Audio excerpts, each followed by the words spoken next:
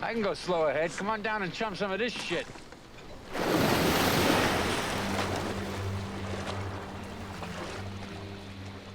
When we think of horror films at sea, there are plenty to pick from.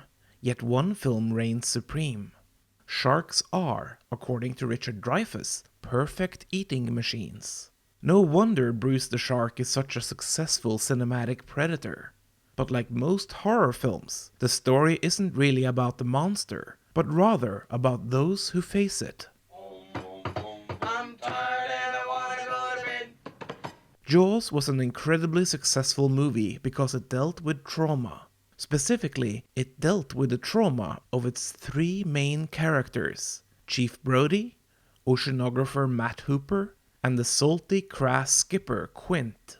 And by the way, with the trauma of Amity Island as well. Take a look at the film's opening scenes. Sure, poor Chrissy is eaten, but what follows is a wonderful scene on the beach, where they find a piece of her body. A lesser film would have shown more of the gory details, lingering on them, but Jaws has a lot on its mind. The camera instead focuses on the traumatized deputy, and then, shortly after, on the traumatized boy Chrissy was flirting with. Throughout the movie, thematically, Jaws stays close to the idea of trauma, using the shark as a metaphor for long-lasting fear. Thankfully, we rarely see the shark due to the mechanical shark malfunctioning repeatedly during shooting. By rarely showing the creature, the shark becomes mythical, and because of that, we as audiences can put our own terrors on it, making it an avatar for our personal fear and trauma. Honestly, I would have preferred to see even less of the shark, only having it appear on screen for the first time in this scene. You're gonna need a bigger boat. That is the late, great Roy Scheider. Jaws is his finest performance, and it truly is a marvelous piece of acting. Scheider, as Chief Brody, keeps the idea of trauma alive throughout the movie, though he very rarely speaks about it out loud, unlike all the other characters. We never actually learn much about Chief Brody's specific past. Again, a lesser film might have wanted to show and explain his trauma, but by keeping it vague and unseen, just like the shark, we as audiences can put our own fears and traumas and memories on this strong yet fragile man. You don't go in the water at all, do you? Some bad hat, Harry. Scheider's Chief Brody is the film's point of view character. It is his journey we are on, and Scheider plays it perfectly, defining a trauma that remains mysterious, allowing audiences to fully project themselves onto Brody's story. With other characters, the film uses trauma more explicitly. Matt Hooper's childhood encounter with a shark defines his entire life. And when I was on the beach, I turned around and I actually saw my boat being taken apart, and ever since then, I have been studying sharks. Fear pushed him into a profession, giving him an adrenaline high he is still chasing as an adult. His trauma has stunted him emotionally. Is anyone eating this? No. Sure, Hooper thinks of his childhood shark encounter as a thrilling event, but it also scarred him. Every action he takes as an adult is rooted in this childhood experience, even when it puts him in danger. The film plays with this aspect subtly, never making Hooper callous or overtly careless because of it. In the original novel by Peter Benchley, Hooper was a more selfish character, but in the cinematic adaptation, he's still a boy who never grew up. In other words, a Spielberg archetype. Quint, as played by Robert Shaw, sees right through Hooper. Well, it proves one thing, Mr. Hooper. It proves that you wealthy college boys don't have the education enough to admit when you're wrong. To him, Hooper is a whelp, someone who doesn't understand the seriousness of the situation. And soon after they set out on the shark hunt, we experience one of the best descriptive scenes about trauma ever filmed. Japanese submarine slammed 2 torpedoes into our side, Chief. Quint is a survivor of the USS Indianapolis, one of the most harrowing naval tragedies of World War II. This scene is masterfully written, acted, and directed, and it is proof that show don't tell doesn't always apply. You know the thing about a shark? He's got lifeless eyes, black eyes, like a doll's eyes. But most of all, this is the scene where the idea of trauma reaches its apotheosis.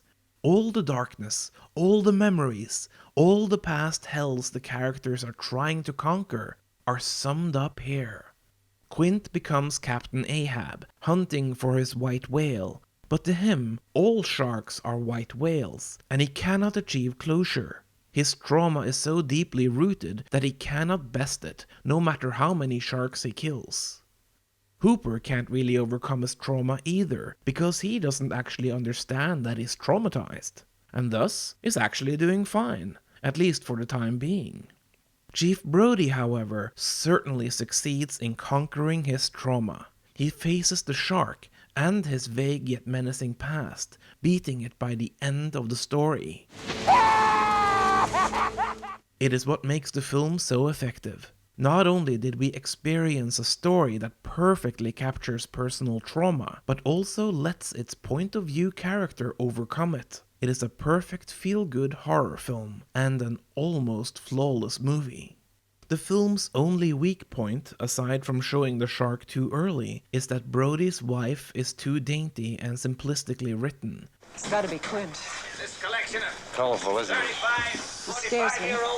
But this was 1975, and we were still 4 years away from elevating the female horror character in Alien. Jaws was followed by 3 sequels and several imitators. The sequels were all subpar, culminating in Jaws: The Revenge, which was a hot mess.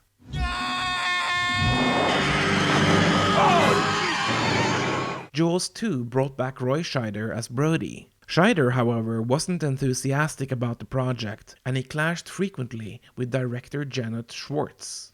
While the film made money, it could in no way live up to its predecessor. Not because sequels can't work. Well, where the Aliens and The Empire Strikes Back would prove otherwise soon enough. But The Empire Strikes Back is a continuation of a story that was designed for sequels, much like the Flash Gordon and John Carter origins that inspired George Lucas in the first place. And Aliens worked because it went in an entirely new direction, reinventing the franchise while staying true to its lead character's nature.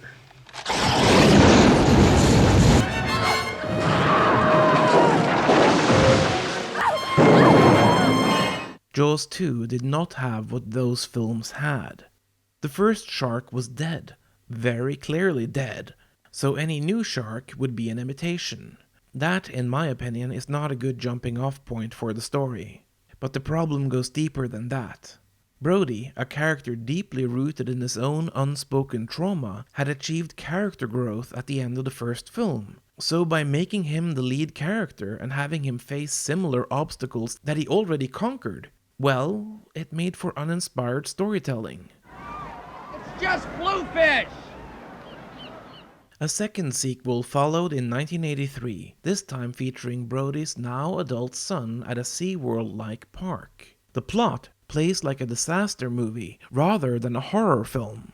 Sequences like this harkened back to 70s box office hits, which was unfortunate as the disaster cycle had played out years before, and audiences were now turning their backs on the entire subgenre. The horror elements of the story were given less space, and when they were present, the gimmick of 3D put a further wedge between audiences and the thrills they came to see. The filmmakers were tasked with recreating a phenomenon. Jaws 2 and Jaws 3D, both films forgot that it was the character development that truly made us care about the first Jaws. But the third sequel, Jaws: The Revenge, did not forget. It just botched it. Featuring Chief Brody's widow, Lorraine Gary returns to the franchise, but her part, as written, has taken every wrong lesson from the original film and somehow turned it up to 11. Jaws: The Revenge is the anti-Jaws.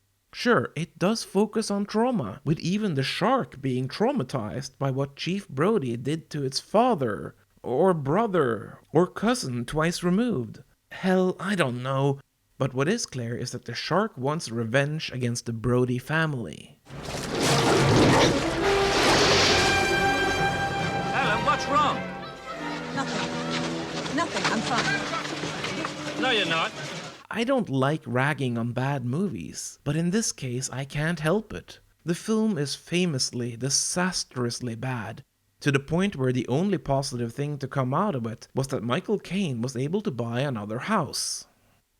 While Jaws was a perfect horror film, its sequels were proof that each new entry in a series needs its own reason for existing. Being pale imitations just won't do. However, speaking of imitators, Jaws had more than most. The natural horror genre had a healthy boost after the monstrous success of the 1975 Spielberg film. Both on land and at sea, the killer creatures roamed and growled and ate. There are simply too many to cover, so let's limit ourselves strictly to the aquatic kind. The thematic resonance of Jaws was so powerful that audiences also gobbled up the imitators, like the quickly produced TV movie Shark Kill, cobbled together in record speed after Jaws' release. There were Italian rip-offs like Cruel Jaws, which lifted footage straight out of the Spielberg film.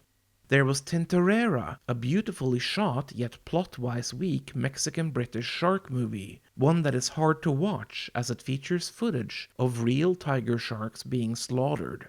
None of these films are particularly interesting in and of themselves, but they remain fun examples of exploitation cinema. The rip-offs became more interesting when they did their own spin on things, like with Orca the killer whale. Here, the angry whale actually manages to blow up a coastal village. It's not exactly a good film, but still quite fun, and worth checking out for Richard Harris's Ahab-light performance. Piranha by Joe Dante was also a rip-off, but this film stood apart by infusing itself with an exploitation feel. It's not Dante's best work, but it is a good one, and it is well worth watching. A young James Cameron also got in on the fish monster action. His first feature as a director was Piranha 2: The Spawning, where the killer fish gain wings and attack the guests at a Caribbean hotel. It is, well, let's just agree with James Cameron in that this is the finest flying piranha movie ever made. Even Peter Benchley himself played on his own success with the Caribbean diving story The Deep. While this was an adventure thriller focusing on smuggling and drugs, Benchley and the filmmakers still felt compelled to add a killer moray eel to the proceedings, lest audiences walk away disappointed with only being served criminals diving for sunken morphine. However, nothing could beat the visual power of the shark as a monster. Not only because of Spielberg's film, of course, but also due to the majesty and ancient carnivore power of the beasts themselves. Truly, it's a cinematic creature.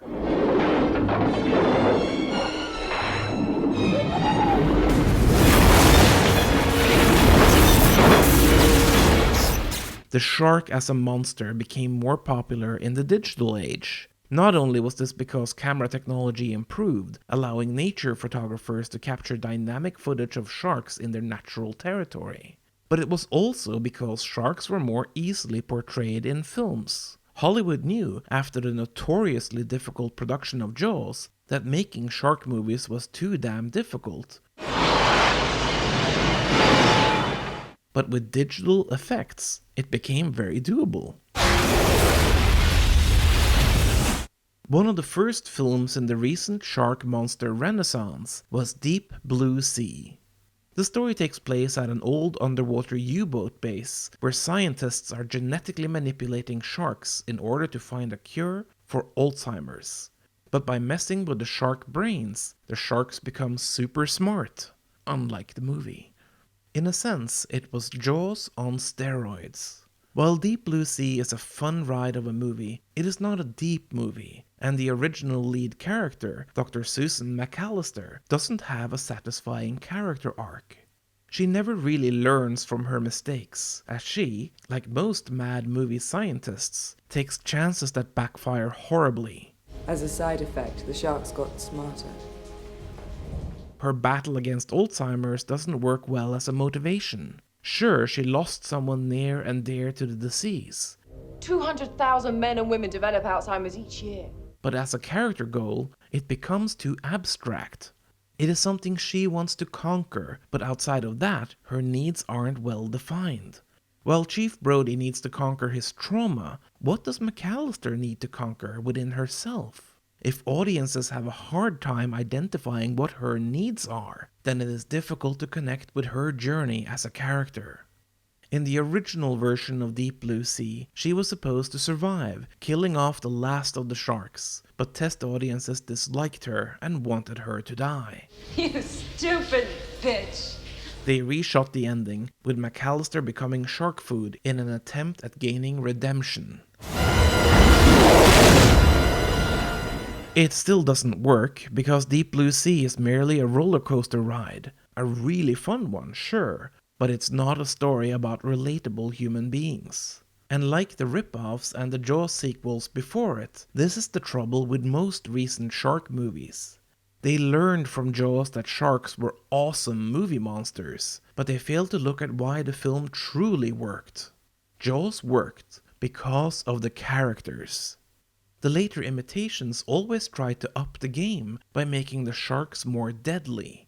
In Deep Blue Sea, it was smart super sharks. In the last Jaws sequel, it was a shark with a personal vendetta. In Sharknado 3D, it was freshwater sharks, and they popped out from the screen as an added novelty. Never mind that Jaws 3D had tried the exact same gimmick a quarter of a century earlier.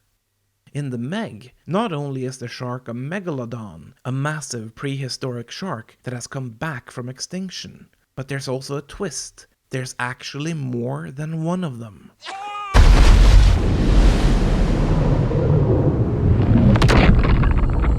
The Meg was successful, probably because people wanted to see Jason Statham punch a big shark. I know I did. But the problem was, the story fell into similar traps as Deep Blue Sea. I had a good time watching it, but as a character journey, it did not connect. For most direct-to-video shark films, the filmmakers tried to increase the stakes further, likely because the films only showcased killer shark monsters rather than compelling characters. Sharknado is the best known of these, but honestly, beyond eliciting a mild chuckle, there isn't much depth here. Though to be fair, they weren't striving for that either. A few somewhat more grounded shark films did make an impact, at least at the box office. Open Water combined shark horror with documentary-style filmmaking, telling the story of two divers that were accidentally left behind in open seas and in shark-infested waters after a diving expedition. 47 Meters Down took the idea of Matt Hooper stuck in a cage and ran with it, creating an entire story about being trapped below the sea. And The Shallows had Blake Lively marooned in shallow waters while a hungry shark circles her. These films were all perfectly fine, and they found an audience, but they haven't entered the cultural vernacular in the same way as Jaws. I suppose expecting that of them is unfair, and these films were all popular with audiences, but they are smaller stories with shallower themes. There's nothing wrong with that, but the endgame effect is that the sharks merely become monsters, rather than avatars for deeper emotions. The Shallows in particular tries to incorporate a deeper theme of loss and remembrance, but the monster doesn't really connect with that theme.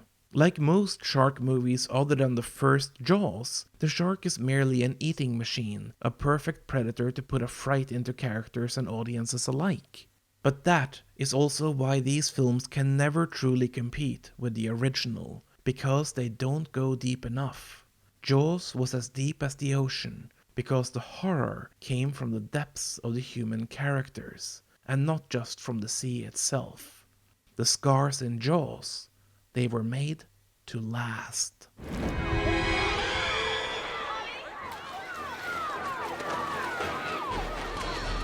My name's Wolf Craft. This is History of Horror. If you enjoyed the episode, consider liking, sharing, and subscribing. It is much appreciated. Thanks a plenty.